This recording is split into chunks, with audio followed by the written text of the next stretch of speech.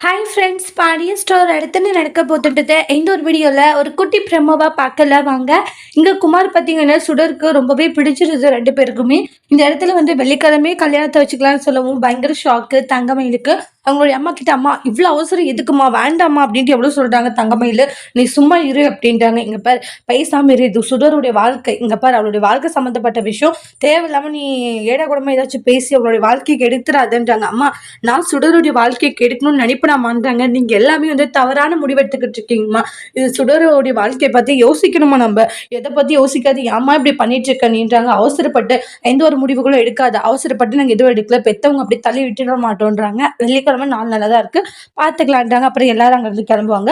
அப்புறம் குமார் சுடருக்கு வந்து பாய் சொல்லுவாங்க, சுடருமே வந்து பாய் சொல்லுவாங்க. அதுக்கப்புறமா சுகந்தி வந்து, குமார் பொண்ணு ரொம்ப பிடிச்சிருக்கு போல உனக்கு அப்படின்றாங்க. ஆமா சித்தி அப்படின்னு சொல்லிட்டு இருக்காங்க. அதுக்கப்புறமா, டேய் ஏன்டா இப்படி அவசரப்பட்டுட்டு இருக்கிற சக்தின்றாங்க.